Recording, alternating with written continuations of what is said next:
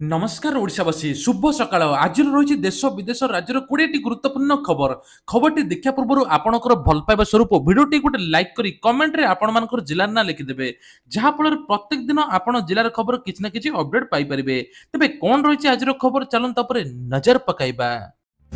Number 1 8 मासरे मुख्यमंत्री 8 थर अभियोग प्रकोष्ठ जाइचंती मोट 8737 जनकर अभियोग शुणिचंती।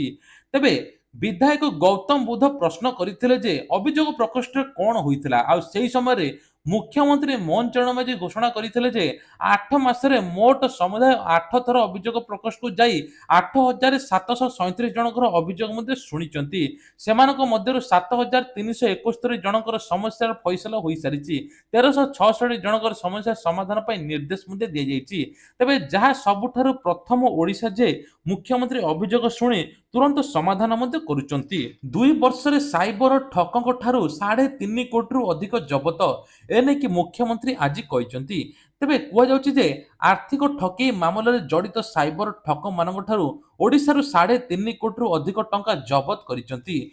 सोमवार दिन विधानसभा मुख्यमंत्री मोहन चरण मांझी यही सूचना प्रदान करिचंती। 2023 मसीह 1.3 साइबर अपराध मामला रिपोर्ट होइतिला। गिरफ होइतिबा लोकक मध्ये 155 जन पुरुष एवं 8 जन महिला मध्ये थिले।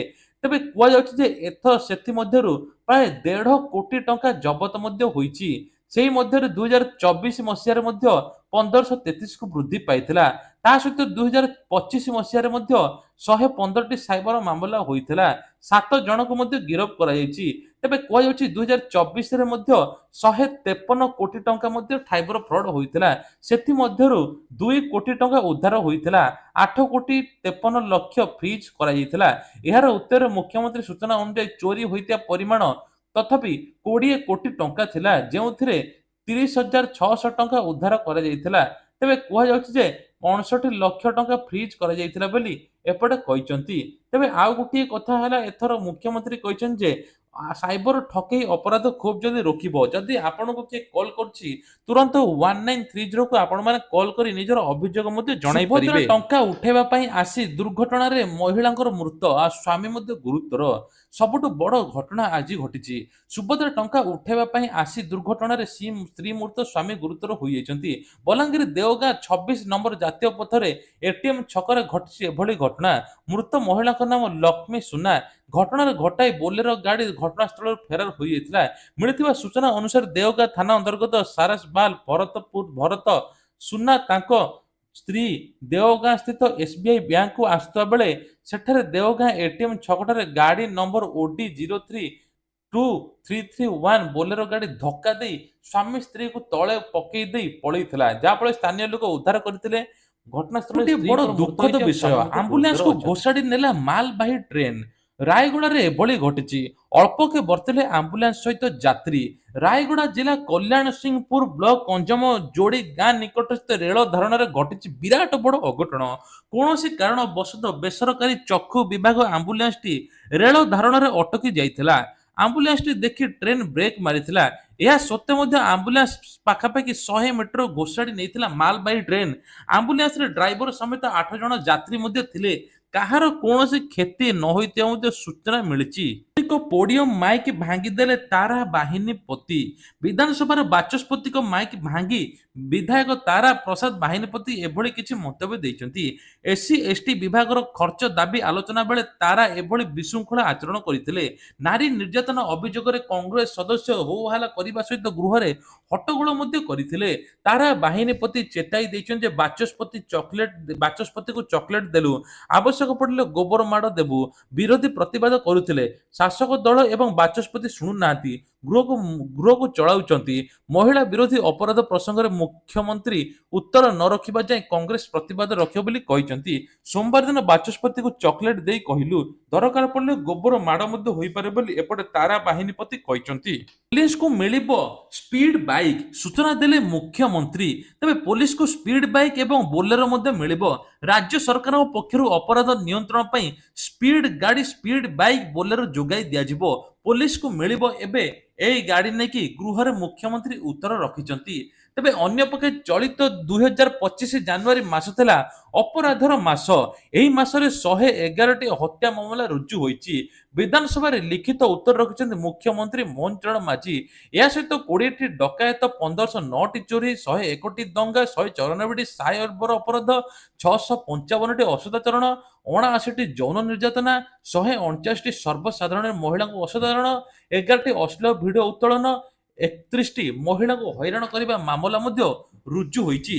ତେଣୁ ଏଇଟାର ସବୁଠାରୁ 2025 ଜାନୁଆରୀ ଅପରାଧ ମାସ ଥିଲା। ଏ ନେଇକି ସରକାର କଡା କାର୍ଯ୍ୟାନୁଷ୍ଠାନ ମଧ୍ୟ ନେବେ। ସ୍ପିଡ ବାଇକ୍, ସ୍ପିଡ ବୋଲର ମିଳିବ, ଯାହା ଫଳରେ ଦୁର୍ନୀତି ଆଉ ଓଡିଶାରେ ହେବନି ବୋଲି ରାଜ୍ୟରେ ନକଲି ଔଷଧ। ଆପଣ ମାନେ ମଧ୍ୟ ସାବଧାନ ହୋଇଯାନ୍ତୁ। 4 କମ୍ପାନୀକୁ କଳା ତାଲିକାଭୁକ୍ତ କଲେ ରାଜ୍ୟ ସରକାର। ଗତ କିଛି ବର୍ଷ ମଧ୍ୟରେ ରାଜ୍ୟରେ ନକଲି ଔଷଧର ବଡ଼ ବୃଦ୍ଧି ଘଟିଛି। ସୋମବାର ଦିନ ବିଧାନସଭାରେ ଓଡ଼ିଶା ସ୍ୱାସ୍ଥ୍ୟ ପରିବାର କଲ୍ୟାଣ ମନ୍ତ୍ରୀ ଡାକ୍ତର ମୁକେଶ ମହାଲିଙ୍ଗ ଏ ନେଇକି ବିବୃତିରେ ଏକ ବଡ଼ ପ୍ରକାଶ କରିଛନ୍ତି। ରିପୋର୍ଟ ଅନୁଯାୟୀ ଉତ୍ତରପ୍ରଦେଶ, ମଧ୍ୟପ୍ରଦେଶ, କୋଲକାତା, ହାଇଦ୍ରାବାଦ ଭଳି ଅନ୍ୟ ସ୍ଥାନରୁ ନକଲି ଔଷଧ ଯୋଗାଣ କରାଯାଉଥିଲା। ଭାଜପାର ଧର୍ମଗଡ଼ ବିଧାୟକ ସୁଧୀର ରଞ୍ଜନ ପଟ୍ଟଶଣୀଙ୍କ ଉତ୍ତର ଦେଇ ମନ୍ତ୍ରୀ କହିଛନ୍ତି ଯେ ଓଡ଼ିଶା ରାଜ୍ୟ ମେଡିକାଲ କର୍ପୋରେସନ ଦ୍ୱାରା କିଣାଯାଇଥିବା 103ଟି ଔଷଧ ନିମ୍ନମାନର ବୋଲି ଜଣାପଡ଼ିଛି। ଗତ 3 ବର୍ଷ ମଧ୍ୟରେ 4 ଯୋଗାଣକାରୀକୁ କଳା ତାଲିକାଭୁକ୍ତ ମଧ୍ୟ କରାଯାଇଛି।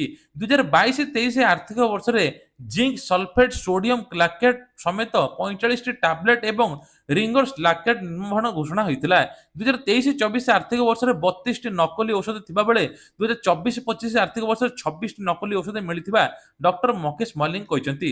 ରାଜ୍ୟରେ ନକଲି ଔଷଧ ଯୋଗାଣ ରୋକିବା ପାଇଁ ପଦକ୍ଷେପ ସ୍ୱରୂପ ସରକାର ଏପର୍ଯ୍ୟନ୍ତ 4ଟି ଯୋଗାଣକାରୀକୁ କଳା ତାଲିକାଭୁକ୍ତ ମଧ୍ୟ କରିଛନ୍ତି। କଳା ତାଲିକାଭୁକ୍ତ ଔଷଧ ସଂସ୍ଥା ଗୁଡ଼ିକ ହେଲେ LACHEMO ପ୍ରାଇଭେଟ ଲିମିଟେଡ। ତେବେ ଏ ନେଇକି କୌଣସି ପ୍ରକାର ମେଡିସିନ ମଧ୍ୟ ଆସିବ ନାହିଁ। ବିଜେପିର ନୂଆ ରାଜ୍ୟ ସଭାପତି ସୂଚନା ଦେଲେ ରାଷ୍ଟ୍ରୀୟ ସାଧାରଣ ସମ୍ପାଦକ। ତେବେ ଗୁରୁତ୍ୱପୂର୍ଣ୍ଣ ବୈଠକ ସୋମବାର ମଧ୍ୟ ବସିଥିଲା। ଖୁବ୍ ଶୀଘ୍ର ନାଁ ଘୋଷଣା ହେବ ବୋଲି କହିଛନ୍ତି। ଭାଜପା ରାଜ୍ୟ ସଭାପତି ଚୟନରେ କାହିଁକି ବିଳମ୍ବ ହେଉଛି? ମନମୋହନ ଉପରେ ଆସ୍ଥା ପ୍ରକଟ କରି ବସିଛି ଭାଜପା। ପଦ୍ମ ଘୁଞ୍ଚି ଘୁଞ୍ଚି ଗଲା ପରେ ଭାଜପା ସଭାପତି ନାଁ ଘୋଷଣା ବିଳମ୍ବ ହେଉଛି। ବିଜେପିର କେନ୍ଦ୍ରୀୟ ନେତୃତ୍ୱ କାହାକୁ ଦାୟିତ୍ୱ ଦେବ ସେ ନେଇକି ସଭାପତି ମନମୋହନ ଛିଣ୍ଡୁନି ଅଙ୍କ। ଏ ନେଇକି କାହା ମୁଣ୍ଡରେ ଢାଳିବେ ଚୂନା କଳସ ସେ ନେଇ ଅପେକ୍ଷା। ରାଜ୍ୟ ସଭାପତି ଚୟନ ନେଇ କେଉଁ ସମୀକରଣ କାମ କରିବ ତାହାକୁ ନେଇ ରାଜନୈତିକ ସମୀକରଣ ଆକଳନ କରିପାରୁନାହାନ୍ତି। ବିଜେପି ରାଷ୍ଟ୍ରୀୟ ସମ୍ପାଦକ ତରୁଣ ଏବଂ ରାଜ୍ୟ ନେତୃବୃନ୍ଦଙ୍କ ସହିତ ସଭାପତି ଚୟନ ନେଇ ଆଲୋଚନା ମଧ୍ୟ କରିଛନ୍ତି। ସେପଟେ ସଭାପତି ରେସରେ ମନମୋହନଙ୍କ ସହିତ ରାଜ୍ୟ ଉପସଭାପତି ଗୋଲକ ମହାପାତ୍ର, ସାଧାରଣ ସମ୍ପାଦକ ଶାରଦା ଶତପଥୀଙ୍କ ନାଁ ଆଗରେ ରହିଛି। 15 ମାର୍ଚ୍ଚ ପୂର୍ବରୁ ସଭାପତି ନିର୍ବାଚନ ଶେଷ ବର୍ଷରେ ସ୍କୁଲ କଲେଜର 72 ଜଣ ଛାତ୍ରଛାତ୍ରୀ ନିଜ ଜୀବନ ହାରିଛନ୍ତି।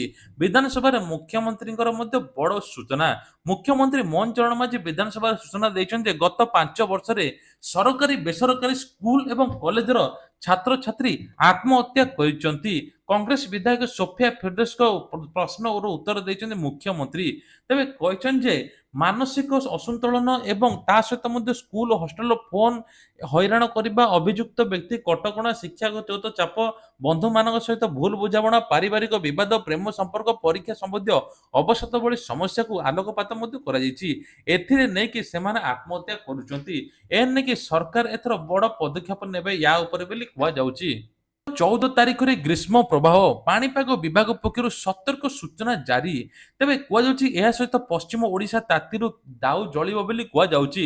ଏନେଇକି 6ଟି ଜିଲ୍ଲାକୁ ପାଖାପାଖି ୟେଲୋ ୱାର୍ଣ୍ଣିଂ କରିଛି। ସମ୍ବଲପୁର, କଳାହାଣ୍ଡି, ଝାରସୁଗୁଡ଼ା, ବଲାଙ୍ଗୀର, ବୌଦ୍ଧ, ସୋନପୁରକୁ ନେଇ ପାଣିପାଗ ବିଭାଗ ପକ୍ଷରୁ ସତର୍କ ସୂଚନା ଜାରି କରାଯାଇଛି। 40ରୁ 42 ଡିଗ୍ରୀ ଏ ନେଇକି ଖରା ହେବ ବୋଲି କୁହାଯାଉଛି। ସେପଟେ ସ୍କୁଲ ମାନଙ୍କ ପାଇଁ ଆସିବ ନିୟମ, ଶ୍ରମିକ ମାନଙ୍କ ପାଇଁ ଆସିବ ନିୟମ ବୋଲି ମଧ୍ୟ ମନ୍ତ୍ରୀ କହିଛନ୍ତି। ବଢୁଛି ତମାଖୁ ପାନ ମସଲା ବିକ୍ରୟରୁ ଟିକସ ଆଦାୟ। 10 ବର୍ଷରେ ପୂରିଲାଣି ସରକାରଙ୍କର ପକେଟ। ତେବେ କୁହାଯାଉଛି ଯେ 6,595 କୋଟି ଟଙ୍କା ଟିକସ ଆଦାୟ ହେଉଛି କେବଳ ପାନ ମସଲା ତମାଖୁରୁ। ବିଧାୟକ ଟଙ୍କଧର ତ୍ରିପାଠୀଙ୍କ ପ୍ରଶ୍ନର ଉତ୍ତର ରଖିଛନ୍ତି ଆଜି ବିଧାନସଭାରେ ମୁଖ୍ୟମନ୍ତ୍ରୀ ମୋହନ ଚରଣ ମାଝୀ। ତା ସହିତ ମଧ୍ୟ ଆଉ ଗୋଟିଏ ବଡ଼ କଥା କହିଛନ୍ତି ଯେ ଏହି ଉତ୍ପାଦ ଗୁଡ଼ିକର ରାଜସ୍ୱ 2014-15 ମସିହାରେ 174 କୋଟି ଥିଲା, ଯାହା ବର୍ଷ ବର୍ଷ ଧରି ପରିବର୍ତ୍ତନଶୀଳ ରହିଥିଲା।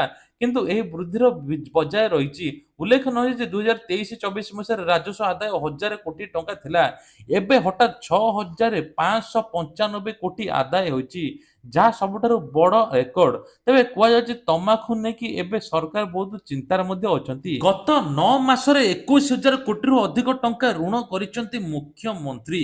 ତେବେ ଓଡ଼ିଶାର ନୂତନ ସରକାର ଦାୟିତ୍ୱ ନେବା ପରଠାରୁ ମୋଟ କେତେ ଟଙ୍କା ଋଣ କରିଛନ୍ତି ଏବଂ କେଉଁ କାରଣ ପାଇଁ ଋଣ କରିଛନ୍ତି, ଋଣ ହୋଇଥିବା ଅର୍ଥ କେତେ ପରିମାଣ ଖୋଲା ବଜାରରେ ଖର୍ଚ୍ଚ ହୋଇଛି, ଭୋଗରାଇ ବିଧାୟକ ଗୌତମ ବୁଦ୍ଧଙ୍କ ପ୍ରଶ୍ନରୁ ଉତ୍ତର ରଖିଥିଲେ ମୁଖ୍ୟମନ୍ତ୍ରୀ। ତେବେ ମୁଖ୍ୟମନ୍ତ୍ରୀ ବିଧାନସଭାରେ ଲିଖିତ ଉତ୍ତରରେ ସୂଚନା ଦେଇଛନ୍ତି ଯେ 2024 ଜୁନ୍ ମାସରୁ ଫେବୃଆରୀ 2025 ମଧ୍ୟରେ 21,177 କୋଟି 97 ଲକ୍ଷ ଋଣ କରିଛନ୍ତି। ନୂଆ ସରକାର ବିଭିନ୍ନ ସୂତ୍ରରୁ ଋଣ ଉଠାଇଛନ୍ତି। ଖୋଲା ବଜାରରୁ ସର୍ବାଧିକ 9,000 କୋଟି ଟଙ୍କାର ଋଣ ଉଠାଇଛନ୍ତି ମୋହନ ସରକାର। ଭାରତ ସରକାରଙ୍କଠୁ ଋଣ ଆଣିଛନ୍ତି 7,149 କୋଟି ଟଙ୍କା। ସେହିପରି ଅମ୍ବାଡି ଠାରୁ ଆଣିଛନ୍ତି 2,750 କୋଟି ଟଙ୍କା। କାମ୍ପାଠୁ ଠାରୁ ଆଣିଛନ୍ତି ଯେ 2370 କୋଟି ଟଙ୍କା। ବିଭିନ୍ନ ସୂତ୍ରରୁ ଆଣିଥିବା ଋଣ ଟଙ୍କାକୁ ସମ୍ପୂର୍ଣ୍ଣ ଭାବେ ପୁଞ୍ଜିନିବେଶ ବିଭିନ୍ନ ଉନ୍ନୟନମୂଳକ କାମରେ ଲଗାଇଛନ୍ତି। ଜଳସେଚନ, ଶକ୍ତି, ସଡ଼କ, ବିପର୍ଯ୍ୟୟ ପରିଚାଳନା, ସହରାଞ୍ଚଳ ଭିତ୍ତିଭୂମି ଯୋଜନାରେ ଲଗାଇଛନ୍ତି। ତେବେ ଏହାରି ମଧ୍ୟରେ ରାଜ୍ୟ ସରକାର 14,970 କୋଟି ଟଙ୍କା ଋଣ ପରିଶୋଧ ମଧ୍ୟ କରିଛନ୍ତି। ତା ସହିତ ମଧ୍ୟ ଏଥର ପାଖାପାଖି 3 ବର୍ଷରେ ପାଖାପାଖି 2027 ସୁଦ୍ଧା 3 ଲକ୍ଷ ଚାକିରି ଦେବା ପାଇଁ ନିଯୁକ୍ତି ଦେବା ପାଇଁ ମଧ୍ୟ ଅପେକ୍ଷା କରିଛନ୍ତି। ଆଉ ଦାଦନ ବିଜେପି ବିଧାୟକ ମାନସ କୁମାର ଦତ୍ତଙ୍କ ପ୍ରଶ୍ନ ଉତ୍ତରରେ ମୁଖ୍ୟମନ୍ତ୍ରୀ କହିଛନ୍ତି ଯେ ଏଥର ଓଡ଼ିଶା ସରକାର ଚାହିଁଲେ ଓଡ଼ିଶାର ଅବୈଧ ଭାବରେ ରହୁଥିବା ବାଂଲାଦେଶୀ ଅନୁପ୍ରବେଶକାରୀଙ୍କୁ ଚିହ୍ନଟ କରି ସେମାନଙ୍କୁ ଦେଶାନ୍ତର କରିବା ପାଇଁ କ'ଣ ପଦକ୍ଷେପ ନେଇଛନ୍ତି। ତେବେ ପ୍ରଶ୍ନରେ ଉତ୍ତର ମୁଖ୍ୟମନ୍ତ୍ରୀ କହିଛନ୍ତି ଯେ ପାଖାପାଖି 3,738 ଜଣ ବାଂଲାଦେଶୀ ନାଗରିକଙ୍କୁ ଚିହ୍ନଟ କରିଛନ୍ତି। ସେମାନଙ୍କର ସର୍ବାଧିକ ସଂଖ୍ୟା 4ଟି ଜିଲ୍ଲାରେ ଦେଖିବାକୁ ମିଳିଛି। କେନ୍ଦ୍ରାପଡ଼ାରେ ସର୍ବାଧିକ 1,649 ଜଣ ବଙ୍ଗାଳୀ ଅଛନ୍ତି। ସେହିପରି ମଧ୍ୟ ବାଂଲାଦେଶର ଲୋକ ଅଛନ୍ତି। ସେହିପରି ଜଗତସିଂହପୁରରେ ମଧ୍ୟ 1,212 ଜଣ, ମାଲକାନଗିରିରେ 655 ଜଣ, ନବରଙ୍ଗପୁରରେ 106 ଜଣଙ୍କୁ ଚିହ୍ନଟ ମଧ୍ୟ କରାଯାଇଛି। ଏମାନଙ୍କୁ ନିଜ ଦେଶକୁ ଫେରାଇ ଦେବା ପାଇଁ ମୁଖ୍ୟମନ୍ତ୍ରୀ ମଧ୍ୟ କହିଛନ୍ତି। ଏସ୍ଏଚ୍ଜି ମହିଳାଙ୍କ ଋଣ ଛାଡ଼, ଋଣର ସୁଧ ଫେରାଇବେ ମୁଖ୍ୟମନ୍ତ୍ରୀ। ଲକ୍ଷପତି ଯୋଜନାରେ ଲକ୍ଷପତି ମଧ୍ୟ 4 ଲକ୍ଷ ମହିଳା ହୋଇଛନ୍ତି। ମହିଳାଙ୍କ ପାଇଁ ସ୍ୱାବଲମ୍ବୀ କରିବା ପାଇଁ ସରକାର ବିଭିନ୍ନ ପ୍ରକାର ଯୋଜନା ମଧ୍ୟ କରୁଛନ୍ତି। ଏଥର ମହିଳାଙ୍କୁ ମିଳିବ 1,000 ଟଙ୍କା। ରାସନ କାର୍ଡରେ ସରକାର ଦେବେ 1,000 ଟଙ୍କା। ଯେଉଁମାନେ ଆର୍ଥିକ ସ୍ୱଚ୍ଛଳ ନୁହନ୍ତି, ଇନକମ୍ ଜିରୋ, ତାଙ୍କୁ 1,000 ଟଙ୍କା ଦେବେ କେନ୍ଦ୍ର ସରକାର। ତା ସହିତ ଭତ୍ତାକୁ ନେଇକି ବଡ଼ ଅପଡେଟ୍, ହୋଲି ପୂର୍ବରୁ ଭତ୍ତା 3,000 ମିଳିବ ବୋଲି ମୁଖ୍ୟମନ୍ତ୍ରୀ ଏପଟେ କହିଛନ୍ତି। ତେବେ କେଉଁମାନଙ୍କୁ ମିଳିବ? ଯେଉଁମାନଙ୍କର ଭତ୍ତା ଆଗରୁ ଟଙ୍କା 1,000 ବା 1,200 ମିଳୁଥିଲା ତାଙ୍କୁ ବଢ଼ାଇ 3,000 ମିଳିବ। ଆଉ ଦିବ୍ୟାଙ୍ଗ 80 ବର୍ଷର ଉର୍ଦ୍ଧ୍ୱ ହିତାଧିକାରୀଙ୍କୁ 3,500 ଟଙ୍କା ମିଳିବ। ପୂର୍ବରୁ କିଛି ଜଣଙ୍କୁ 3,500 ମିଳିଥିଲା, ଏଥର ସମସ୍ତଙ୍କୁ ବା ଉର୍ଦ୍ଧ୍ୱ ହିତାଧିକାରୀକୁ, ଯୋଗ୍ୟ ହିତାଧିକାରୀକୁ 3,500 ଟଙ୍କା ଯୋଗାଇ ଦେବେ। ତେବେ ତା ସହିତ ମଧ୍ୟ ଆଉ ଗୋଟେ ସବୁଠୁ ବଡ଼ ଖବର ହେଲା ଯେ ରାସନ କାର୍ଡର ଇ-କେୱାଇସି ଡେଟ୍ ଆଉ ମାତ୍ର 15 ଦିନ। 15 ଦିନ ଭିତରେ ରାସନ କାର୍ଡ ଇ-କେୱାଇସି ଡେଟ୍ ସରିଯିବ। ଆପଣମାନେ ଇ-କେୱାଇସି କରିଦିଅନ୍ତୁ। ପ୍ରତିଦିନ 4ରୁ 5,000 ସରକାରୀ କର୍ମଚାରୀ ରାସନ କାର୍ଡ ଫେରାଉଛନ୍ତି। ଏନେଇ ଖାଦ୍ୟ ଯୋଗାଣ ଖାଉଟି କଲ୍ୟାଣ ମନ୍ତ୍ରୀ କୃଷ୍ଣଚନ୍ଦ୍ର ପାତ୍ର ସୂଚନା ଦେଇଛନ୍ତି। ଏପଟେ ଦିଲ୍ଲୀ ସରକାର ମହିଳା ସମୃଦ୍ଧି ଯୋଜନାରେ 2,500 ଟଙ୍କା ଯୋଗାଇ ଦେବେ ବୋଲି କହିଛନ୍ତି। ଦିଲ୍ଲୀ ସରକାର ନିର୍ବାଚନ ପୂର୍ବରୁ ପ୍ରତିଶ୍ରୁତି ଦେଇଥିଲା। ଆଉ ବିଜେପି ଆସିଲା ପରେ ନିଜ ପ୍ରତିଶ୍ରୁତି ପାଳନ କରୁଛି ବୋଲି ରେଖା ଗୁପ୍ତା କହିଛନ୍ତି। ରେଖା ଗୁପ୍ତା କହିଛନ୍ତି ଯେ 15 ବର୍ଷର ପୁରୁଣା ଗାଡ଼ି ମଧ୍ୟ ଚାଲିବ ନାହିଁ। ଦିଲ୍ଲୀର ପ୍ରଦୂଷଣ ରୋକିବା ପାଇଁ ଏଭଳି ନିୟମ ନେଇଛନ୍ତି। ତେବେ ପେଟ୍ରୋଲ ଡିଜେଲ ମନା 15 ବର୍ଷର ପୁରୁଣା ଗାଡ଼ିକୁ। ତେବେ ଇଏ ଥିଲା ଆଜିର ଦେଶ ବିଦେଶ ରାଜ୍ୟର କିଛିଟା ଗୁରୁତ୍ୱପୂର୍ଣ୍ଣ ଖବର।